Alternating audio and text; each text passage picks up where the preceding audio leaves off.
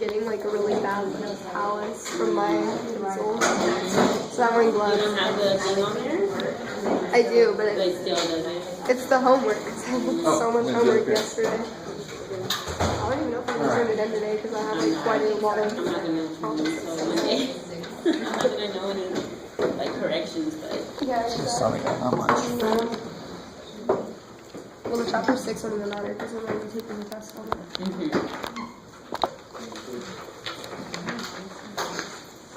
Can somebody get the right light up there? There we go. Yes. And then we all wait.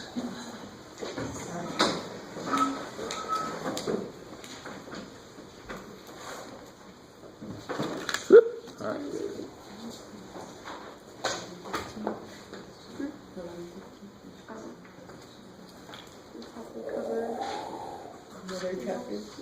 All right, guys. So it started us off really nice, right? That's section 7.3 is a really nice section where they already have the same bottoms. Yeah, but we already covered all So all I have to do here is what? Yeah, so you get Chapter 3, Yeah. 6. And then you factor the total. good. Then the last step is always when you have fractions, any kind of fractions, whether they have numbers or numbers that I don't know. I got to see what it reduces, so I can factor the top as, 3 times x minus 2. and the x minus 2's cancel, so I get 3. So no matter what x is, that expression would always become 3. How are we doing there? So to check yourself, you can make x equal whatever the hell you want to, except what? 2. 2 is the only x value I can't use because that would make it undefined. Pick any other x you want to, any other x value, and see if that actually comes out to be 3. All right, and hope you don't make a mistake on your check. That always sucks when your check goes wrong. Or your check balances, that's bad. So what's the first step here? That's non-like denominators. Factor the x squared minus 1. Yeah, so any piece of the bottoms that I can factor, I do it, so I can see what parts it's got. So now I know what this guy's got, and now I know what the other guy needs. X minus 1, kick ass. So now I got, hopefully, I've got through to anybody who canceled the bottoms here, that you cannot do that. I'm only allowed to cancel something if I'm allowed to do the opposite operation. I'm not allowed to multiply this thing out of nowhere by something because I don't have another side of an equation to balance that with. I don't know if you really understand. So, I mean, it's like if I said, what's 1/7 plus 1/7? And I say the answer is 2 because the 7's can't. 1/7 plus 1/7 cannot be 2. Shit. Right? You guys kind of with me? I like it. Maybe. All right. So the bottoms can't go away. The bottom's going to be x plus 1, x minus 1. What do I get on the top? 3x plus 4x minus 4. Another big mistake is to forget to distribute that poor little 4 dude. Sorry, I didn't mean that. All right. And now you get 7x minus 4. Bam.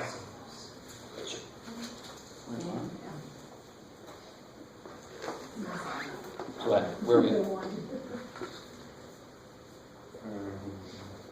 So you give this guy the x minus 1. You distribute the 4 through. And that's how I got there. And then it's just clean up. Now, I used to teach it where you write it like all this over this. But then what do you think happened? What happened to some of you guys? People did this. And I can't blame them too much. But again, I will anyway. But division is not strong enough to kill part of an addition problem. It's not its job. It can't do it. It's not your job. Alright. So this one I like a lot. Let's do this one not using the hint, and then I'll quickly show you how the hint would actually help you. Because you need to know how to do this kind of problem anyway. So I got to factor. How do I factor this? Forget about this guy for a second. 72. Good. This is not a 1, so you got to take it into account. It will equal 34. Exactly. 36 Oh. and positive 2. Yeah, it'd be 36 and 2. Cool. And think about this real quick. If this number is really kind of big, that must mean the numbers, my factors must be far apart. Does that kind of make sense? So I'm going to start with 2 and something, 3 and something, so that it ends up with a small number and a big number, so that it can end up being a big-ass number in the middle. I don't know if you guys can understand. All right. Which one's got to be negative? 36. So then just focusing on this for a minute, I get 8a squared minus 36a plus 2a minus 9. So I'm just writing that part of the problem down that I need to work on. I can leave the rest of it there. What comes out of those two? 8a. 8 doesn't go into 36? 2a Oh minus wait, 4. Bigger than 2? 4. Yeah, 4a plus 1. 2a minus 9. And what comes out of 2a minus 9? 1. 1. Oh. That makes it a lot better. That makes it look more like what I'm used to. So if nothing comes out, you're wrong. Something always comes out. 1 comes out. It doesn't matter if you have the 2a plus the 2a first and then a negative. Totally not. So if you switched these, then your 4a plus 1 is in here. And your 2a minus 9 is out here. That's interesting. You guys see what I'm saying? Maybe I'll do it in a second. So what do I end up with here? I get 2a minus 9, 4a plus 1. Right? Now watch this. If instead of that, if I would have done this, 8a squared plus 2a minus 36a minus 9, right? If I would have written like this, just turn these around. Bear with me for a second. Out of there comes a 2a, right? 4a plus 1. Out of here comes a negative 9. Do you see how your 4a plus 1s is inside and mine was outside? Your 2a minus 9 is outside and mine was inside? Okay. All right, cool. I like it. I kind of like that, but you're all like, whatever, just keep going. All right, so now I've got what this guy's bottom is. Took me a little while. Let me get a fresh sheet of paper. So now we can write this as 4a plus 1. And this is 2a minus 9, right? Right. But real quick, if I use this, I know this probably is going to be a factor of this. How do I make 8a squared from 4a? I need 2a. How do I make negative 9 from 1? I need minus 9. Isn't that what we just got? Wait, So- say it again. You just did. All right, sorry. So if I assume that 4a plus 1, and it might not be true, so you still have to check it. If I assume that's part of it, then whatever goes here, the first piece has to make 8a squared with 4a, right? Because that's what I would do, isn't it? Do you guys see that? So what do I put here to make 8a squared? 2a. And then the next part's got to make negative 9. Well, 1 times negative 9. Now how do I check myself? Make sure the middle term is right. Plus 2a minus 36a is negative 34a. So I got to check to make sure that my guess is right. But that's how you use the hints in these problems. And if you don't do that, it's fine with me, because then you're getting practice with this weird-ass thing. Right? So either way, it's a win. So you For got. me. Yeah, sorry. Whoops. Where am I at? Okay. So how'd you know, what was the hint for you that 4a plus 1 was? Well, Because what's the bottom of the other dude? Yeah, here. 4a plus 1. 8 plus 1 on the other side. So, all right. So obviously in real life, I really want you guys to understand, where do these equations aren't created by somebody, they are based on observations made. So we make an equation that relates density of water in the air versus temperature or something. We make an equation out of it so then we can predict if the temperature is this, what's the density of water in the air going to be? I mean, that's a very simple example. You guys kind of with me? So an equation doesn't just come from somebody going, let's put a plus 4. No, it comes from what the hell we see. So in real life, that's probably not going to happen. But to be honest, there are a lot of situations in real life where it is kind of this nice. And right now we're just getting used to how things work anyway. So these problems are almost always going to have the part that I can factor is going to factor as the other parts. You should have already seen that. You've seen it in the work we've done. And that does happen often enough in real life for me to not feel too bad about that. So that's why that's another way. You can use that as a hint. Now, it might not be true. That's why I had to check the middle term to make sure the middle term worked too, and it did. So then that is the way you factor that. So what does all that do for me now? What do I know I can do now? You need a 2a minus 9. Yeah, this guy needs a 2a minus 9 to be the same as the other dude. I like it. All that. Whew. So what do we get at the bottom? 4A 2A minus minus 9. 9, 4A plus 1. I like it. Either way you want to write it, cool. Yeah, that's good. And at the top I get 3A minus 8, good. And again, if you do this, minus 8a plus 56. plus 36. Yeah. Oh shit. Remember, because again, what the problem looked like to begin with? Oh, the evil negative is there. The evil negative. Oh, it's fine. Yeah, so it's got to distribute to both of whatever I multiply. It's got to go through both.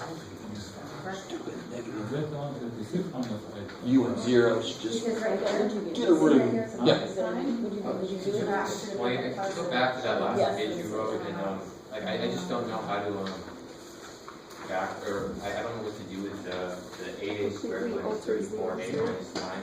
So that would be all this work here. Yeah, I understand what you did with the multiplying the negative 9 by the 8 and then getting a negative 72. Kick ass. And you understand all this here? Or where we lose you?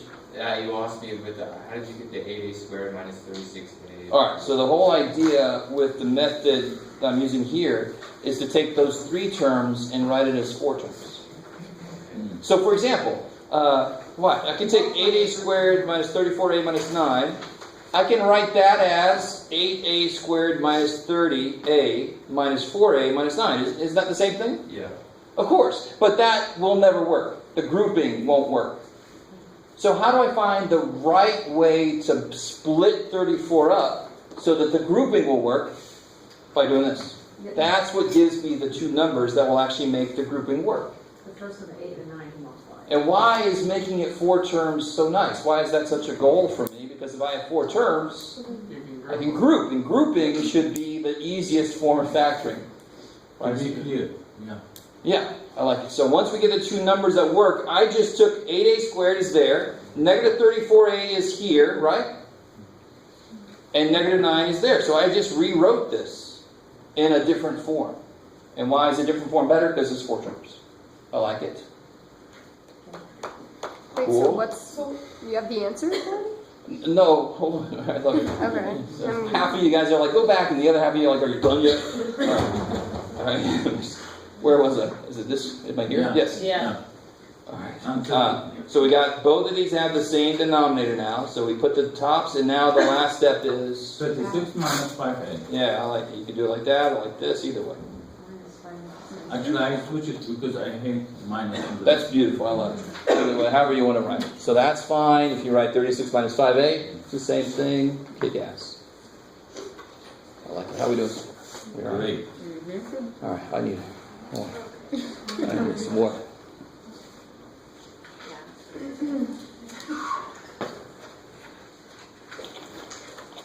I need 8 toothbrushes, but. Alright, so number 2 is the next level. Now I have equations. Now I can do what I really want to do, which is kill fractions. Right? If they made a game where the fractions were like zombies, you can kill them, that would be very satisfying. Duh, fraction. Maybe not, I don't know. Maybe. Sounds like a.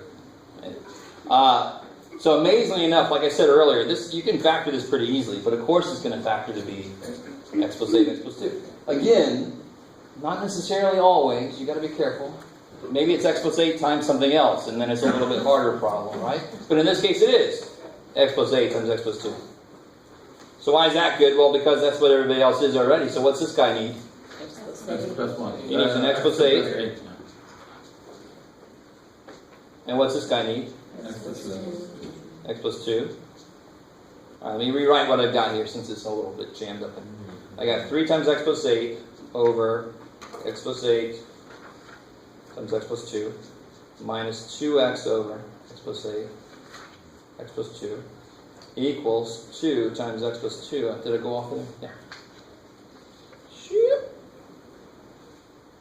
Over x plus 2. Go down. What's up?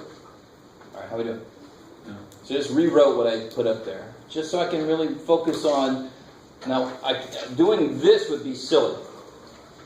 Canceling that, I go right back to where I was, and I lose the advantage of where I am right now. Where I am right now is an advantage because all the bottoms are the same. So what do I multiply by? X plus 8. That. I love it. So some of you guys start to realize, and I don't like to teach it this way, but once you get them all the same in an equation, you just cross through them, right? Some of you guys have realized that already. Because the next thing I'm going to do is multiply by this everywhere. That's it. So see how, don't even worry about the exponent sitting next to the 3. You don't even think about the tops on this. The tops are just sitting there. You're killing the bottoms. That's your whole focus. Don't worry about, well, doesn't this exponent? No. Why? How could it go somewhere? This guy's dead. He's dead. He died with this guy. Right? Or maybe. And now it's beautiful. Now I have a single line equation here, I guess. 3x plus 24. 2x plus 4. So we get x plus 24 equals 2x plus 4. So if I subtract x, I get x equals subtract 4, 20. Thank you. Is that cool? Now if you went this way, you get negative, you got to divide by negative, and it comes out positive. So I always try to subtract my variable so I come up with a positive variable, so the negative doesn't even have a chance to screw me over. Right? Okay, so I'm not going to subtract 2x, I'm going to subtract x. Or whatever you want to do. Alright. So any questions on that one? And real quick, whenever you start with something that could have problems, you have to make sure that your answer is not one of those problems. Does that make sense? What can I not get as an answer? Negative 8 and negative 2. I didn't, I'm good. I didn't actually check it fully, but I just make sure that my answer that I think it is doesn't make it undefined. I like it. To actually check it, I had to replace all the x's in the original problem with 20. I don't feel like doing it. I'm just going to trust in my ability. Alright. Let me give myself some more room.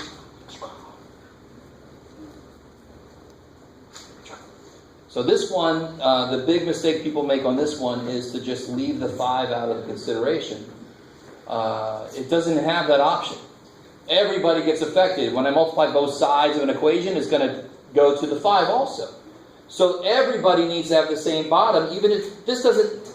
I like this. It's not English class. So that 5 doesn't not have a bottom. It does have a bottom, right? 1. It's got a 1. Is that the same as what everybody else has? No. So it needs everything, poor little dude. So whenever you have a whole number sitting in the middle of these kind of problems, it's going to need every damn thing. Because it currently has nothing. Poor little dude, little child in the corner. How do you give me ice cream? Just because they don't like it. Is that 3 terms up there that you have? Or is it 2? 3 terms? Or 3? So there's 2 terms on that side and there's 1 term on the other side. Kick ass. I like it. Alright. So there's nothing to factor here, right? That part I made nice. So what's this guy need? The first guy here? X plus minus 1. Yeah, he needs an x minus 2. Let me just start off by rewriting. Let's see. He needs an x minus 2, right? The 5 needs Everything. an x minus 2 and an x plus 2. And this was our favorite part of this problem, I think. And now I've given myself a good job.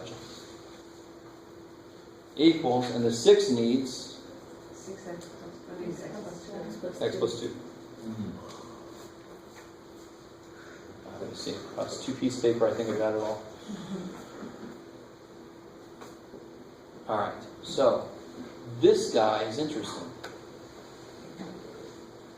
Here's my example of what a lot of people did wrong on this, and I'm not picking on anybody. If I said, what is 5 times 2 times 7? And somebody says, oh, well, that's 10 times 35. Does that look okay so far? No. What did this crazy person do? Double that. It's just 5. Somehow they got, how many 5s are up there? 1. Somehow this person got 2 of them. They gave it to 2 and a 7. What's the only time that you distribute is if it's times over addition, right? Then you would distribute. This, there's only 1 5. Now tell me there's 2. That's not fair.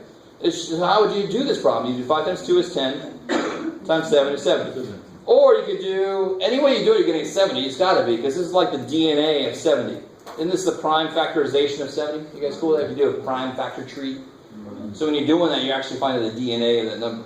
I like to call it that, because when you put it together, you're going to get that number, nothing else. What's 5 times 7? Times 2, 70. 14 by 5. 2 times 7 is 14, times 5 is that right? So no matter what order you do it in, you're going to get the same number because it's all the same. It's the DNA of that 70. I like it. Cool. So what's it got to do with us with here? Oh crap! You distribute it. How many other pieces go? There it is. That's one. Shit. So my point with the last part I said was I could do this multiplication first. And does anybody know something interesting about x minus 2x plus 2 that is actually related to a difference of squares, right? So, real quick, where am I at right now in this problem? What could I do that's nice? With, Kill the bottom. I can kill the bottoms, right? So multiply both sides by this so all the bottoms die. Now, unfortunately, I do this, and people start doing that everywhere. What is it about this problem that may be able to do that? Equal sign. Equal sign. I know I keep saying that, but as a teacher, I realize I've got to say things 5 times for almost everybody to hear. It's not horrible, but it's true. So then I get what? What do I get here? 4x minus 8. Now watch this. Minus 5 times, what's x minus 2 times x plus 2? X squared. Minus 4. I love it, right? Because I can multiply that 5, x minus 2, x plus 2, any order I want to. So I'm going to do the second 2 first. Right? Just because it's easy. It's just a difference of squares. But if you brought the 5 into the first 2 and then multiplied, you're fine, as long as you wrote it like this. Right? And then you foil, blah, blah. Anyway, I wouldn't do that. And then what do you have on this side? Let me see if I can pull it all together. Well, not almost.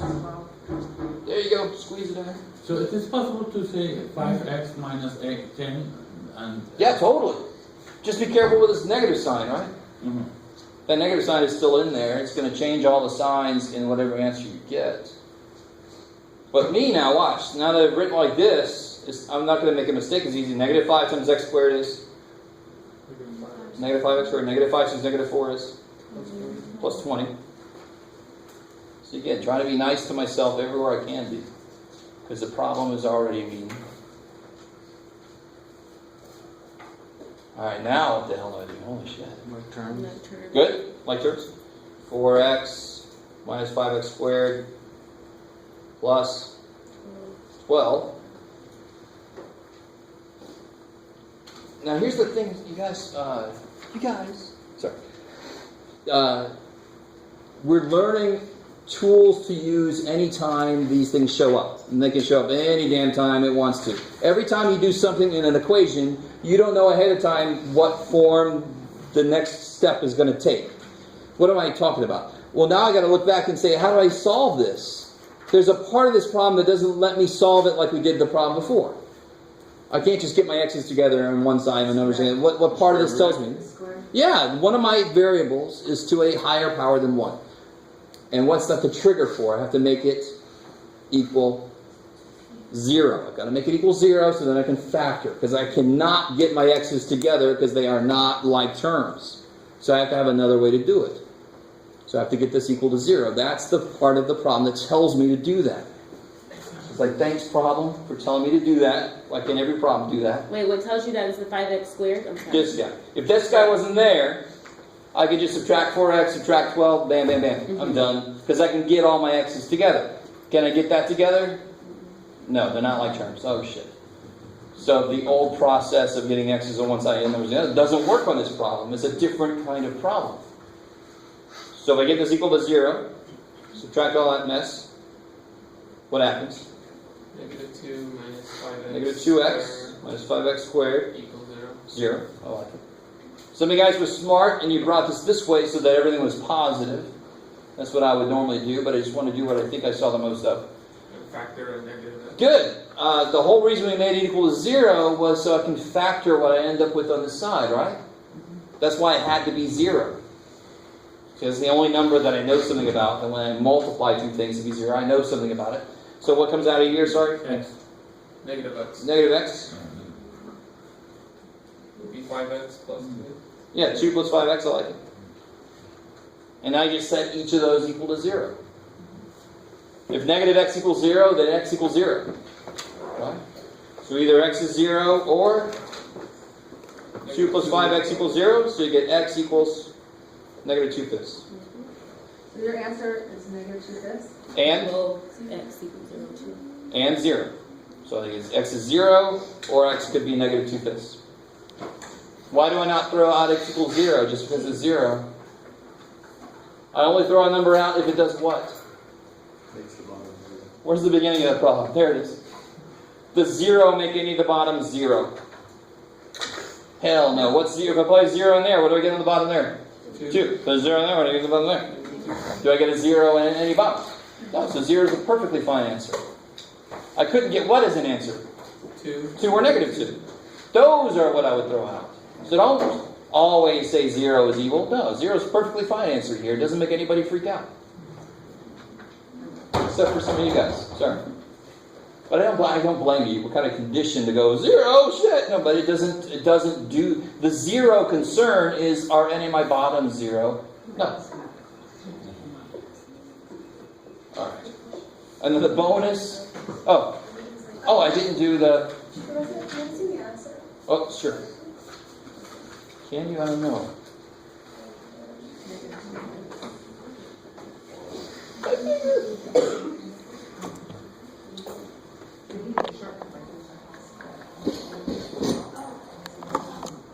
Let's see.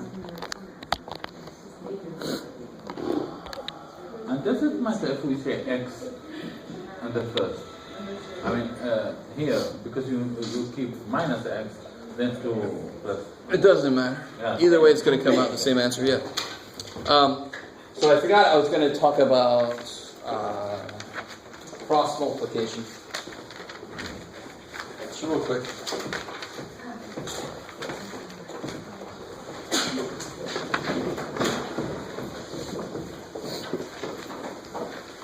I guess we talked good. Somebody do the lights again. No? Okay.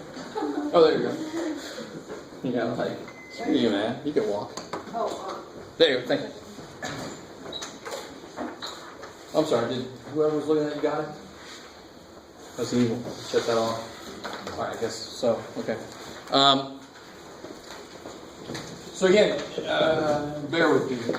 If I had this, let me just create a problem somewhere. 2x over x plus 2x minus 3 equals 7 over x plus 2x minus 3. What would you do? What would be your next step on this problem? If you can read that. Are all the bottoms the same?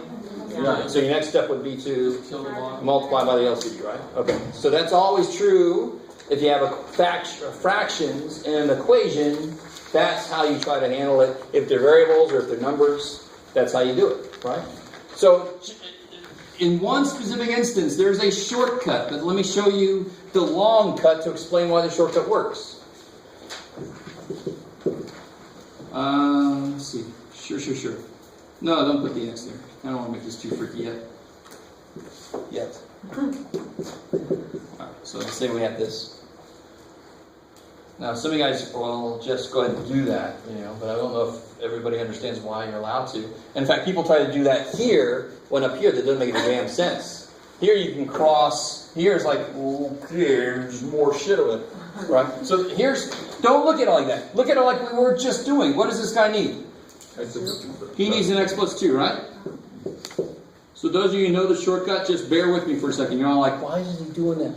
So he needs an x plus 2. What's he need? X minus 1. And now what can I do? I can kill those, right? Because I'm going to multiply by x plus 2, x minus 1.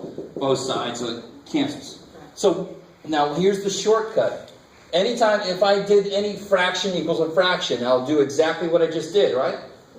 So what does it look like? What did it look like the x plus 2 did? It looks like the x plus 2 just kind of came up there, didn't it? It looks like that. It acts that way, so we can make a shortcut out of it. It doesn't just go up there, right?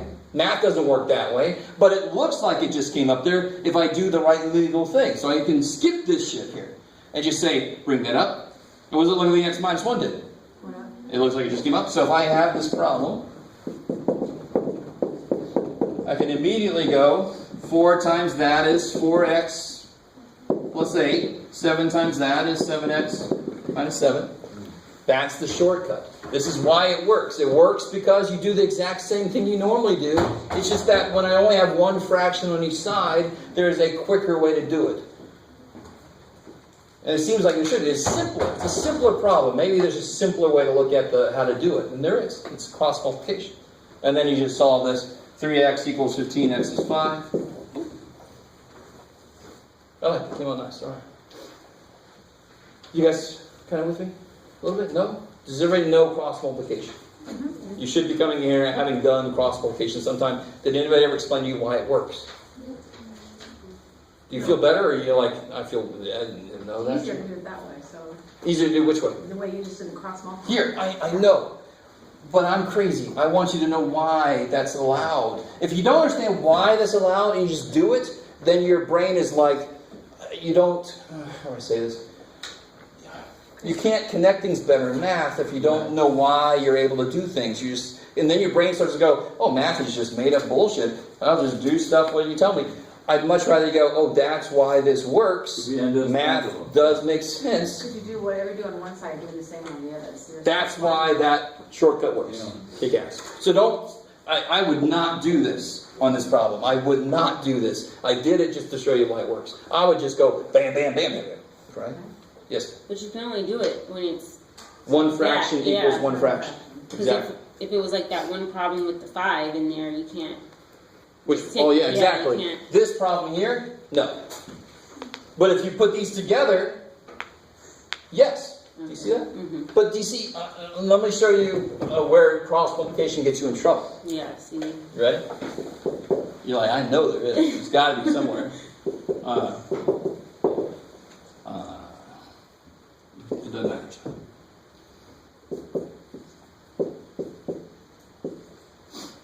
Alright, I like this problem. So if you cross multiply right now, you're going to get like x cubed stuff in there. Right? That sounds kind of gross. So cross multiplication is a shortcut, which means it sometimes isn't as precise as it could be. So do these have anything in common, these? they're same kind of thing. Do they have something in common? Do they have a factor in common? No. One is x minus 1, the other one is x plus 2. That's why cross multiplication is perfect for that. Do these have something in common? Yes. Yes. If you factor this, what do you get? X minus 1. If you factor this, you get... X squared. I don't know if you guys understand. So this doesn't need all of this. What does this guy need? He just needs an x. He's already got one x. Right? So he just needs one more x. Do you guys see? So if you cross multiply, you're making the problem harder than it actually has to be. So the shortcut exists, but shortcuts very often are too vague, too general. They're not specific. In some of these problems, they make them more than they have to be. Yeah. So if I have 2 terms equals 1 term, if I make the 2 terms have the same denominator and compact it into 1 term, then I could cross. Then you could cross multiply, but it could be a situation like this where you wouldn't want to. So if I cross multiply, I would get 7x cubed minus 7x squared equals 3x squared minus 3x. That looks disgusting. I don't need that. Watch. This guy needed what? An x. This guy needs nothing. I mean, look. And so what do I get? 7x equals 3. Right? Because now I can kill those. Do you want to do that equation, or do you want to do that equation? I want to do that equation. Okay. So I want to show you cross multiplication exists. It's useful. You guys should have all done it before. But there are problems where it's too much. Or it's not enough in a way. It's like being too general, right? Old teacher of mine used to say it's like opening a walnut with a sledgehammer. You don't need a freaking sledgehammer. You need something more precise for that, right? But you don't need, bam, and it's everywhere. Let me pick up my walnut. Anyway, it's a bad example. He was kind of goofy. It's all right. Hopefully somebody understands what I'm trying to say. All right, anyway. So cross multiplication exists. You can use it. But there are situations where the shortcut is kind of silly. It leads to a harder problem. That was just bam, and then x equals 3/7. All right. Oh, okay. The bonus. Yeah, the bonus. I just want to see how you did it, because you have Sure. a fraction on top of a fraction. All right, I'm going to do it kind of quickly. It actually doesn't matter. I've got one fraction here, right? Right, It's got fractions in it. right. I got one fraction equals another fraction. So I'm allowed to do what? Multiply. I'm allowed to do what we were just talking about, cross multiply. So I can rewrite this as 3 over x minus 1 times, and I can, let me just get to the chase here. I can factor that, right? So we went here to here. So I'm bringing this up. Okay. On the way I'm factoring this, just so I don't rewrite this a million times. Equals, I can factor this, right? Right. Times, and now die, 21 over 8 equals die, 8x over 9, right? Got it. And now multiply the 9 up, divide by 8. And you get whatever the hell that is. Right? That's bonus. I'm not going to spend any more time on that. So if you didn't get that, it's okay. It's bonus. But it is that can come up here and that can come up there. It's just cross multiplication. This method of A over B equals C over D means A, D equals B, C. Let me stop right there. You guys see what I'm doing there? That is like a general definition of cross multiplication, right? Do I care what A is? No, whatever the hell A is, D can come up there, so do I care that A itself is a fraction? No, the process says whatever the hell's up there, that can come up with it. There, that's all I do. So I can have a fraction, and a fraction, and a fraction, and a fraction, and a fraction. And if I wanted to give you a bonus like that, probably wouldn't, because it would really format strange. Alright, enough of that. Alright. Enough of that problem. Wait, just don't erase like the bottom part. Alright. I desperately want to get into word problems. Let me give you this. I just want to do... This is like an introduction to word problems. If you had me in Math 90, you've seen this already. I think I've changed the first problem around a little bit to make the triangle actually exist. This is the basics of word problems. This is what students normally don't do, which leads to mistakes, right?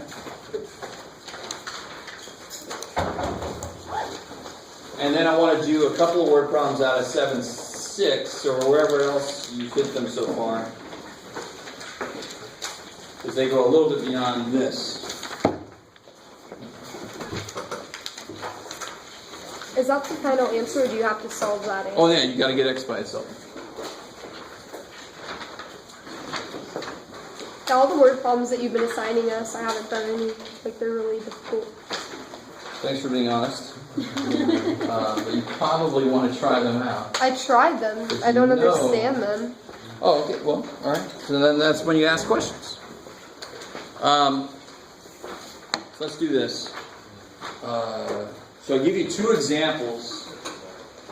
And I'm almost certain that your teachers have shown you this, whatever teacher you had before this. Right? But the thing with word problems is you can't set up an equation until you have turned all the English things in the problem into math. So I have this step from English to mathish, right?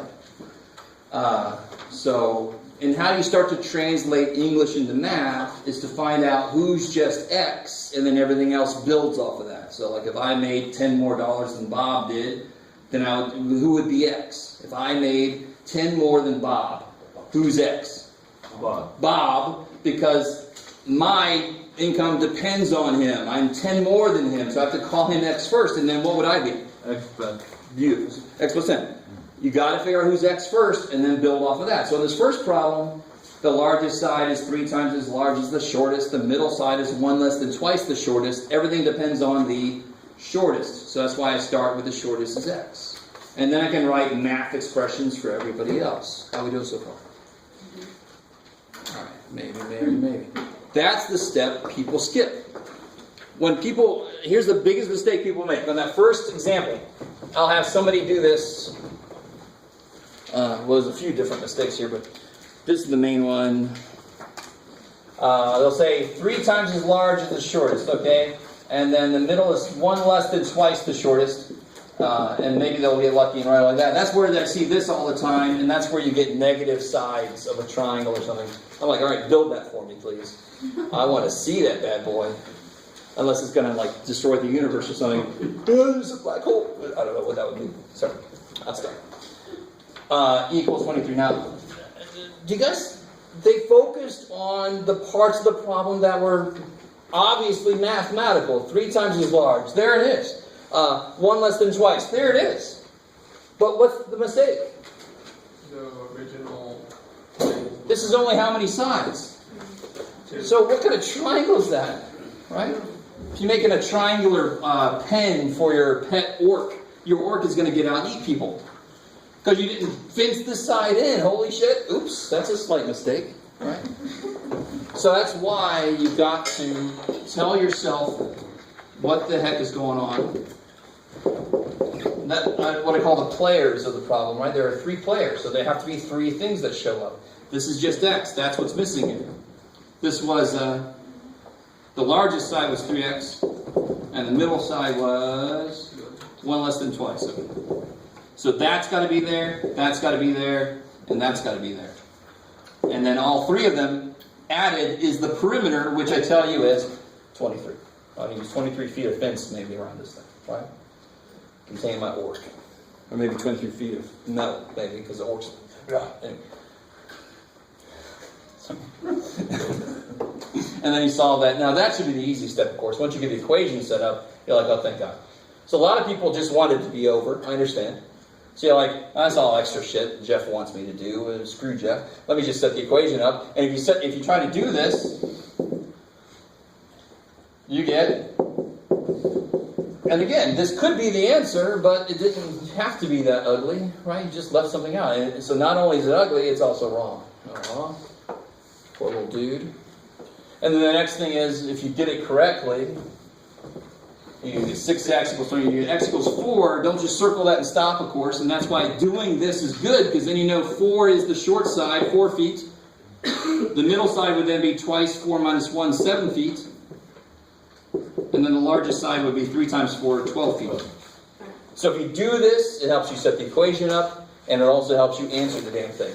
My God. So why would you not do this? I don't know. But many of you won't. And I just, it's up to you.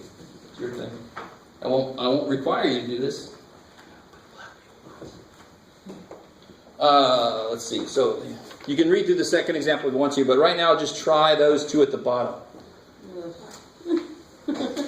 Try it. Just try to follow my steps. Are we going to have